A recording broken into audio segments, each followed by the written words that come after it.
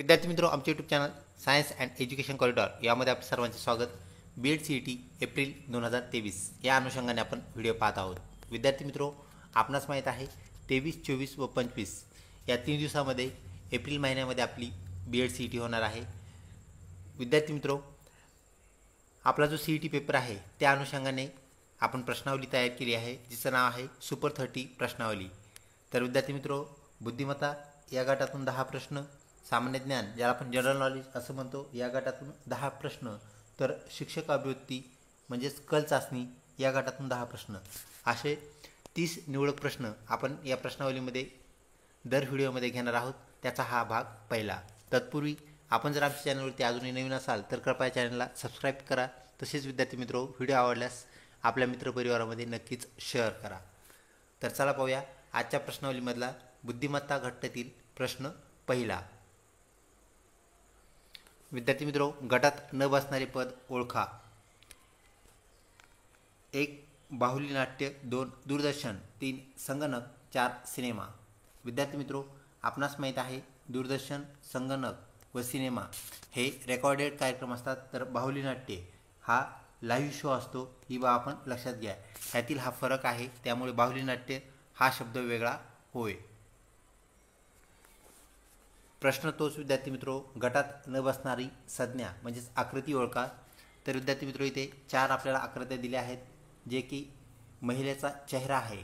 तर विद्यार्थी मित्रों, आपण 4ही आकृत्याचे नीट निरीक्षण केले असता एक बाब आपल्या लक्षात आली असेल. तर 3 म्हणजेच 1, 2 व 4 हे 3 ज्या महिलांचे चेहरे आहेत त्यामध्ये जे झुंबर आहेत किंवा कानातले आहेत विद्यार्थी मित्रों, तर ते आपल्याला खाली गोल त्याला कडा असल्यासारखे पाहायला मिळत आहेत. तर 3 नंबरच्या आकृतीमध्ये ते गोल ऐवजी इथे त्याला आडवी रेषा आहे फक्त, म्हणजेच त्याचे कानातले वेगळे आहेत. ऑप्शन 3 करेक्ट आकृती होय, म्हणजेच वेगळी संज्ञा, वेगळं पद होय. पुढचा प्रश्न विद्यार्थी मित्रों, ब्लड रिलेशन आपण ज्याला म्हणत असतो, म्हणजेच नातेसंबंध किंवा रक्तसंबंध यावर आधारित प्रश्न. अक्षय आरतीला म्हणाला, तुझ्या आईचे वडील हे माझ्या वडिलांचे वडील आहेत, तर अक्षय आरतीच्या आईचा कोण लागतो? तर विद्यार्थी मित्रों, हे ब्लड रिलेशन आधारित हा प्रश्न आहे. तर अक्षय आरतीला म्हणाला, तुझ्या आईचे वडील माझ्या वडिलांचे वडील आहेत.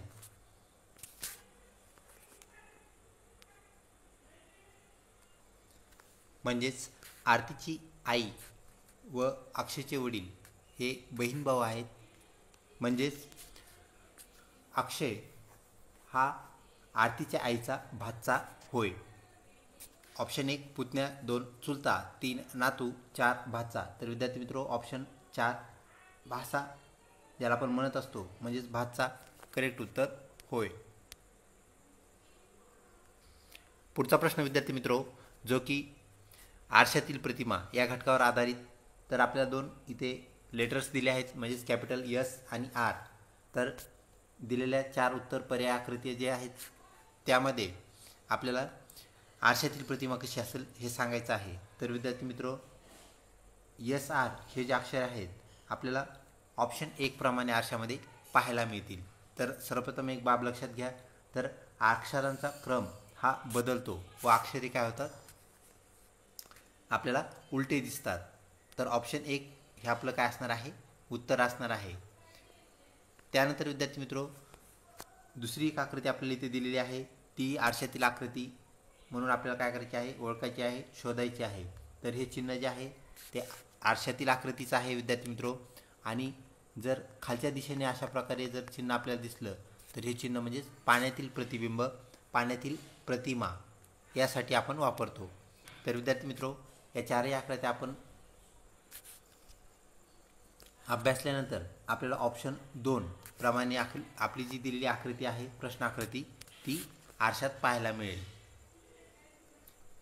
त्यानंतर पुढचा प्रश्न विद्यार्थी मित्रों, खालील आकृतीस तंतोतंत जुळणारी आकृती आपल्याला पर्यायामधून निवडायची आहे. तर पहिली जी आकृती दिलेली आहे पर्यायामध्ये ती आकृती आपल्याला शोधायची आहे, निवडायची आहे. म्हणजेच सारख्या दिसणाऱ्या आकृत्या, आयडेंटिकल इमेजेस आपल्याला यात शोधायच्या आहेत. विद्यार्थी मित्रों, 4ही आकृत्या पाहिल्यानंतर आपल्या लक्षात येईल की तिसरी आकृती जी आहे ते आपल्याला प्रश्नाकृतीप्रमाणे पाहायला मिळते.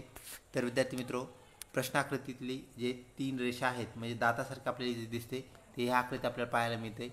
आणि इतर आकृत्यामध्ये हे रेषा 2 आहेत किंवा अशा प्रकारे दोन पाहायला मिळतात. म्हणजेच विद्यार्थी मित्रो, ऑप्शन 3 करेक्ट तंतोतंत आकृती होय.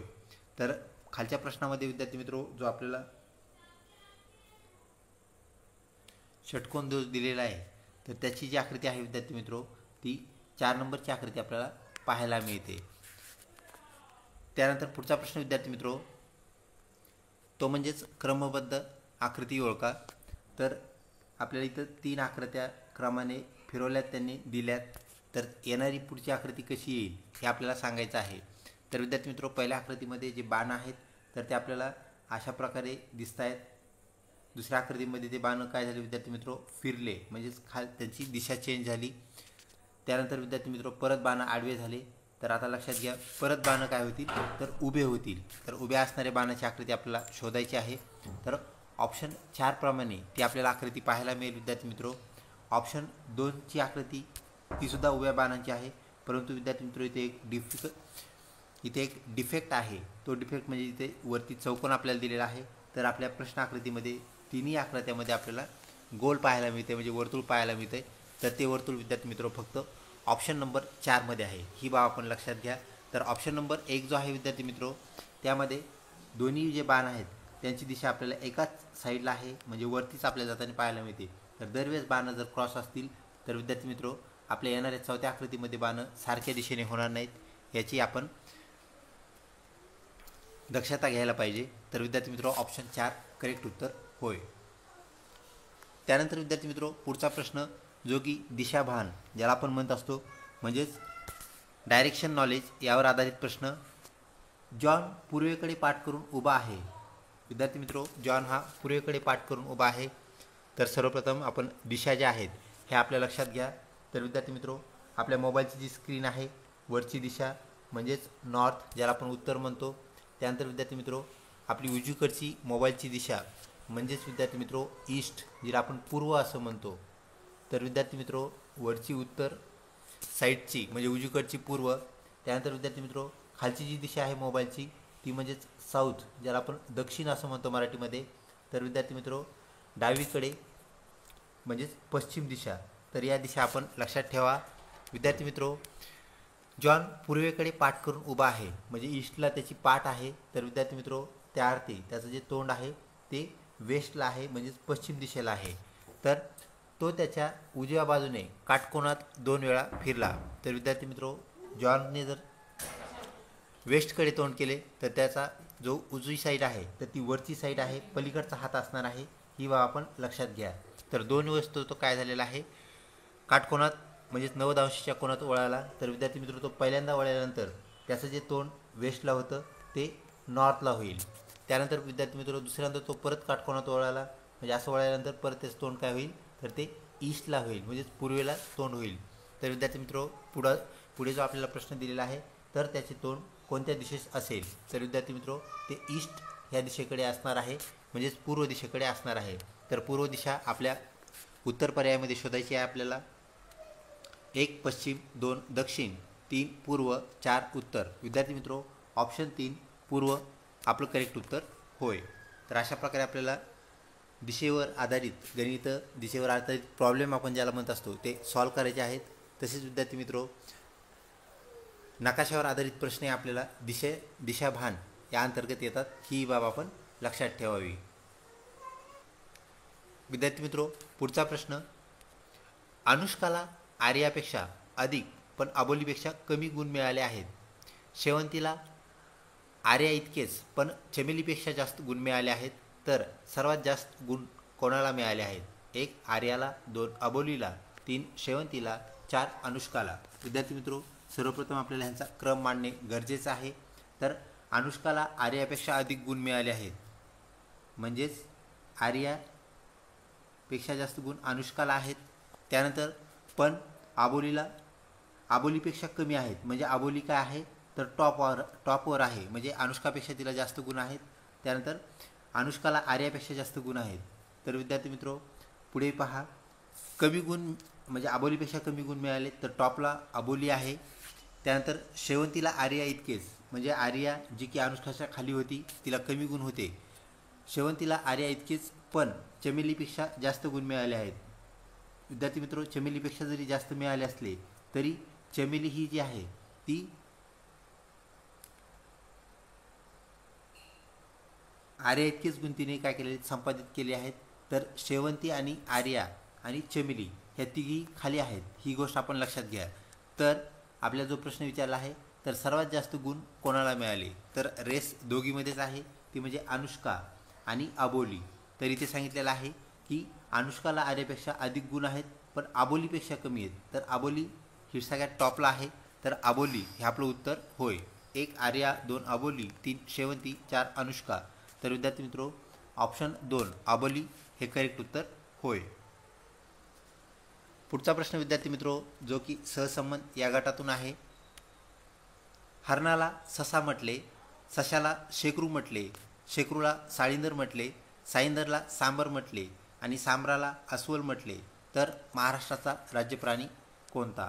विद्यार्थी मित्रो, सर्वप्रथम आपल्याला महाराष्ट्राचा राज्यप्राणी कोणता हे माहीत असणं गरजेचं आहे.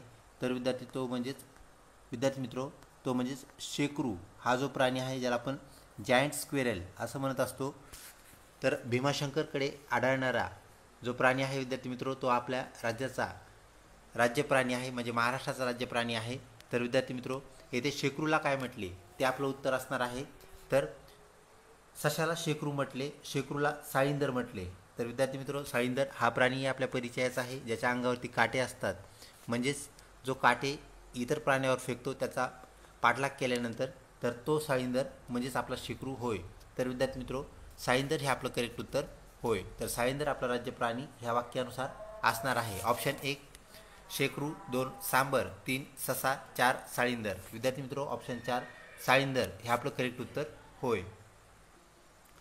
विद्यार्थी मित्रो, पुढचा प्रश्न जो की सामान्य ज्ञान या घटकामधून आहे. हॅलेचा धूमकेतू दर किती वर्षांनी दिसतो? 1 72 वर्षांनी, 2 76, 3 109 वर्षांनी, 4 365 वर्षांनी. विद्यार्थी मित्रो, ऑप्शन 2 दर 76 वर्षांनी आपल्याला हॅलेचा धूमकेतू पाहायला मिळतो. त्यानंतर पुढचा प्रश्न विद्यार्थी मित्रो, महाराष्ट्राचे पहिले मुख्यमंत्री कोण होते? 1 वसंतराव नाईक, 2 यशवंतराव चव्हाण, 3 पी.के. सावंत, 4 मनोहर जोशी. विद्यार्थी मित्रो, ऑप्शन 2 यशवंतराव चव्हाण हे महाराष्ट्राचे पहिले मुख्यमंत्री होत. त्यानंतर पुढचा प्रश्न विद्यार्थी मित्रो, भारताचा राष्ट्रीय खेळ कोणता? 1 हॉकी, 2 क्रिकेट, 3 कबड्डी, 4 बेसबॉल. विद्यार्थी मित्रो, हॉकी हा भारताचा राष्ट्रीय खेळ होय. तर हॉकीमध्ये असणारे विद्यार्थी मित्रो खेळाडूंची संख्या किती असा प्रश्नही विचारला जातो. तर ती क्रिकेट इतकीच, म्हणजेच 11 होय. तर प्रत्येक टीमकडून 11 खेळाडू मैदानामध्ये असतात. तर विद्यार्थी मित्रो, ऑप्शन 1 हॉकी हा भारताचा राष्ट्रीय खेळ ही बाब आपण लक्षात ठेवावी. त्यानंतर पुढचा प्रश्न, उगवता सूर्याचा देश कोणत्या देशास म्हणतात? 1 चीन, 2 नॉर्वे, 3 थायलंड, 4 जपान. विद्यार्थी मित्रो, ऑप्शन 4 जपान या देशाला आपण अतिपूर्वेकडील देश म्हणून उगवत्या सूर्याचा देश असं म्हणतो, ही बाब आपण लक्षात ठेवावी. त्यानंतर पुढचा प्रश्न, भारताचा सर्वप्रथम नागरिक कोण असतो? 1 राज्यपाल, 2 पंतप्रधान, 3 राष्ट्रपती, 4 मुख्यमंत्री. तर विद्यार्थी मित्रो, राष्ट्रपती हे जरी कार्यकारी प्रमुख आपल्या देशामध्ये असले तरी विद्यार्थी मित्रो, राष्ट्रपती हे भारताचे प्रथम नागरिक असतात, ही बाब आपण लक्षात ठेवावी.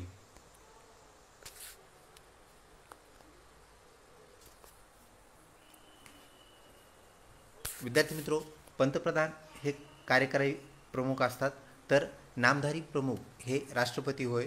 तर नामधारी प्रमुख ही बाब आपण राष्ट्रपती संदर्भात लक्षात घ्यावी.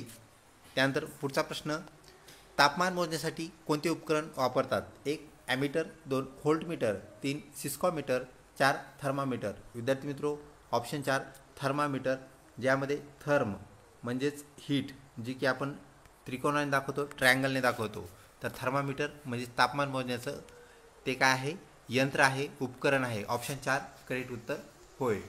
पुढचा प्रश्न विद्यार्थी मित्रो, जगात सर्वात महाग धातू कोणता? 1 सोने, 2 चांदी, 3 पारा, 4 प्लॅटिनम. विद्यार्थी मित्रो, सोन्यापेक्षाही जास्त ज्याला किंमत आहे, मोल आहे, असा प्लॅटिनम हा जगातील सर्वात महाग धातू होय. ऑप्शन 4 करेक्ट उत्तर होय. पुढचा प्रश्न, मांसासाठी पाळण्यात येणाऱ्या कोंबड्यांना काय म्हणतात? 1. मासल कोंबड्या, 2. लेअर कोंबड्या, 3. लडाखू कोंबड्या, 4. ब्रॉयलर कोंबड्या. विद्यार्थी मित्रो, ऑप्शन 4 त्याला आपण ब्रॉयलर कोंबड्या म्हणत असतो. तर अंड्यासाठी पाळण्यात येणाऱ्या कोंबड्या म्हणजेच लेअर कोंबड्या, तर झुंज लावण्यासाठी म्हणजेच फायटिंगसाठी वापरण्यात येणाऱ्या कोंबड्या म्हणजेच लडाखू कोंबड्या होय. पुढचा प्रश्न विद्यार्थी मित्रो, आधुनिक भारताचे जनक कोणास म्हणतात? 1. राजा राममोहन रॉय, 2. महात्मा फुले, 3. डॉक्टर बाबासाहेब आंबेडकर, 4. महर्षी कर्वे. विद्यार्थी मित्रो, ऑप्शन 1 राजा राममोहन रॉय यांना आपण आधुनिक भारताचे जनक असे म्हणतो. विद्यार्थी मित्रो, जनरल नॉलेज म्हणजे सामान्य ज्ञानातील हा शेवटचा प्रश्न. भारताची गान कोकिळा कोणास म्हणतात? 1. उषा उत्तप, 2. आशा भोसले, 3. लता मंगेशकर, 4. अलका याग्निक. विद्यार्थी मित्रो, ऑप्शन 3 लता मंगेशकर यांना आपण भारताची गान कोकिळा असं म्हणत असतो. ऑप्शन 3 करेक्ट उत्तर होय. त्यानंतर पुढचा प्रश्न विद्यार्थी मित्रो, जो की शिक्षक अभिव्यक्ती या घटकामधून आहे. तुम्ही शाळेत फावल्या वेळात काय कराल? 1. शिक्षकांच्या खोलीत आराम कराल म्हणजेच विश्रांती घ्याल, 2. ग्रंथालयातील मासिके वाचाल, 3. कार्यालयातील कारकुनाशी चर्चा कराल बोलाल, आणि 4. विद्यार्थ्यांचे होमवर्क म्हणजेच गृहपाठ तपासाल. विद्यार्थी मित्रो, ऑप्शन 4 करेक्ट उत्तर होय. पुढचा प्रश्न, शिक्षक वर्गात प्रश्न विचारतात कशासाठी? 1. विद्यार्थ्यांना व्यस्त ठेवण्यासाठी, 2. शिस्त पाळण्यासाठी, 3. विद्यार्थ्याचे लक्ष वेधून घेण्यासाठी, आणि 4. शिकवण्यासाठी. विद्यार्थी मित्रो, विद्यार्थ्यांचे लक्ष केंद्रित करणे म्हणजेच वेधून घेणे यासाठी शिक्षकांना प्रश्न विचारणे क्रम पाहत आहे. आणि प्रश्न विचारल्यानंतर विद्यार्थी स्थिर होतात व मानसिकरित्या ते वर्गाशी समरूप होतात, एकरूप होतात, आणि विद्यार्थी मित्र त्यांचे लक्ष त्या पाठाकडे लागते. ऑप्शन 3 करेक्ट उत्तर होय. पुढचा प्रश्न, तुम्हाला शिकवण्याचा व्यवसाय आवडतो कारण? 1. त्याची जबाबदारी कमी आहे म्हणून, 2. तुम्हाला त्यात रस आहे म्हणून, 3. हे सोपं आहे म्हणजे शिकवण्याचं काम सोपं आहे म्हणून, आणि 4. ते तुम्हाला अधिक सुट्ट्या देते म्हणजे इतर कुठल्याही जॉबमध्ये सर्व्हिसमध्ये इतक्या सुट्ट्या नसतात जितक्या शाळेमध्ये असतात, असं ऑप्शन 4चं म्हणणं आहे. तर विद्यार्थी मित्र, ऑप्शन 2 अतिशय करेक्ट आहे. आपल्याला रस आहे म्हणून आपण BEd CETचा अभ्यास करतोय, BEd CET देणार आहोत, BEd करणार आहोत. तर विद्यार्थी मित्रो, आपला रस, आपला इंटरेस्ट, ऑप्शन 2 करेक्ट उत्तर होय. तर इतर बाबी ह्या मिळतातच, ही बाब लक्षात घ्या. तर ऑप्शन 2 आपलं BEd CETच्या अनुषंगाने म्हणजे शिक्षक अभिव्यक्ती ज्याला आपण कल चाचणी म्हणतो त्याच्या अनुषंगाने करेक्ट उत्तर होय. पुढचा प्रश्न, विद्यार्थ्यांना जीवनात यश मिळवण्यासाठी कसे प्रेरित केले पाहिजे? 1. निवडलेला अभ्यासक्रम कंप्लीट करून, 2. त्यांना आकस्मिक अभ्यास देऊन, 3. गहन अभ्यास करण्याची सवय लावून, आणि 4. पाठ करून शिकणे. तर विद्यार्थी मित्र, त्यांना गहन अभ्यासाची सवय लागल्यानंतर त्यांना सर्व बाबी आत्मसात होतात, आकलित होतात म्हणजे त्यांच्या लक्षात राहतात. तर ऑप्शन 3 करेक्ट उत्तर होय. पुढचा प्रश्न विद्यार्थी मित्रो, विद्यार्थ्याच्या गैरहजेरीच्या संदर्भात किंवा सवयी संदर्भात आपलं मत काय आहे? 1. मुख्याध्यापक आणि पालकांनी याची काळजी घ्यावी, 2. शाळेच्या अधिकाऱ्यांनी शाळेच्या शिस्तीनुसार त्यांच्यावर कार्यवाही करावी म्हणजेच नाव कमी करणे असेल किंवा तशा प्रकारच्या बाबी ज्या नियमात आहेत त्या कराव्यात, 3. शिक्षकांनी ती गंभीर समस्या समजून घेऊन त्यावर उपाय करावा, 4. त्यांना नियमित विद्यार्थ्याच्या संदर्भात वर्गखोलीत कमी प्राधान्य दिले पाहिजे, कमी त्यांना मानसन्मान दिला पाहिजे. तर विद्यार्थी मित्रो, ऑप्शन 3 करेक्ट उत्तर आहे. तर शिक्षकांनी ही एक गंभीर समस्या आहे असं समजून कारवाई करणं किंवा ह्या बाबी टाळून त्या विद्यार्थ्यांना कमी मानसन्मान देणं, तर आपल्याला त्या विद्यार्थ्यांना सर्वप्रथम वर्गात त्याची हजेरी वाढवणं गरजेचं आहे आणि त्याला शिक्षणासंदर्भातल्या ज्या बाबी आहेत त्या आपल्याला पटवून देणं गरजेचं आहे. ऑप्शन 3 करेक्ट उत्तर होय. पुढचा प्रश्न विद्यार्थी मित्रो, अभ्यासक्रमातील उपक्रमांच्या संघटनेची जबाबदारी कोणाकडे ठेवावी? 1. मुख्याध्यापकाकडे, 2. या कामासाठी ज्या शिक्षकाची नियुक्ती केली जाते त्याकडे, 3. त्यात रस घेणारे शिक्षक, आणि 4. सर्व शिक्षक. विद्यार्थी मित्रो, कुठलाही उपक्रम जर असेल तर रस घेणाऱ्या शिक्षकाकडे त्याची जबाबदारी दिल्यानंतर व्यवस्थितपणे तो पार पाडतो व कार्यक्रमाची रंगत नक्कीच वाढते. तर बळच कोणाकडे दिल्यामुळे किंवा एखादा शिक्षक नेमणूक केला आणि त्यांनी त्याची जबाबदारी सांभाळली असं जर केलं तर त्या कार्यक्रमातील रस, त्यातील आत्मा निघून जातो. ऑप्शन 3 करेक्ट उत्तर होय. पुढचा प्रश्न, शिक्षक असावा कसा असावा? 1. प्रामाणिक असावा, 2. मेहनती असावा, 3. कर्तव्यदक्ष, 4. वक्तशीर. विद्यार्थी मित्रो, तो जर कर्तव्यदक्ष असेल तर त्या सगळ्या तिन्ही ज्या बाबी आहेत इतर त्याच्या पाठोपाठ आपोआप येतात. ऑप्शन 3 कर्तव्यदक्ष करेक्ट उत्तर होय. पुढचा प्रश्न, शालेय शिक्षणाची गुणवत्ता केवळ यावर अवलंबून असते. कशावर अवलंबून असते? तर एक पायाभूत सुविधेवर म्हणजेच शाळेमध्ये कोणत्या सुविधा आहेत यावर, दोन आर्थिक तरतुदीवर म्हणजे किती तरतूद आपण शाळेला दरवर्षी मंजूर करतो त्यावर, तीन आंतरराष्ट्रीय समर्थनावर आणि चार शिक्षकांच्या शिक्षणाच्या गुणवत्तेवर. तर विद्यार्थी मित्रो, शिक्षकांची जी शैक्षणिक अर्हता असते ती किती गुणवत्तापूर्ण आहे यावर त्या गोष्टी अवलंबून असतात. तर ऑप्शन 4 करेक्ट उत्तर होय.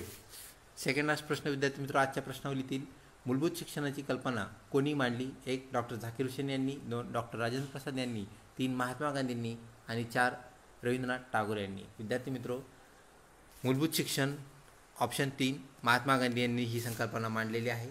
ही बाब आपण लक्षात ठेवावी. विद्यार्थी मित्रो, सुपर 30 प्रश्नावलीमधला शेवटचा प्रश्न जो की कल चाचणी शिक्षकाभिवृत्ती म्हणजेच टीचर्स ॲप्टिट्यूड या घटकातील आहे. शाळेतील शिक्षणाच्या गुणवत्तेचे सर्वात महत्त्वाचे सूचक काय आहे? एक शाळेच्या पायाभूत सुविधा, दोन वर्गाची व्यवस्था, तीन पाठ्यपुस्तके आणि अध्यापन शिक्षण साहित्य किती उपलब्ध आहे ही बाब, चार विद्यार्थी उपलब्धी पातळी. विद्यार्थी मित्रो, एखाद्या शाळेची विद्यार्थी संख्या ही त्या शाळेतील गुणवत्तेचं एक प्रतीक मानले जाते. ऑप्शन 4 विद्यार्थी उपलब्धी पातळी करेक्ट उत्तर होय. विद्यार्थी मित्रो, अशा प्रकारे आजची सुपर 30 प्रश्नावली इथे संपते. लवकरच भेटूया भाग 2 मध्ये. तोपर्यंत आमच्या चॅनलला ट्यून राहा. चॅनलला सबस्क्राईब केले नसेल तर कृपया सबस्क्राईब करा. तसेच व्हिडिओ आवडल्यास नक्कीच लाईक करा.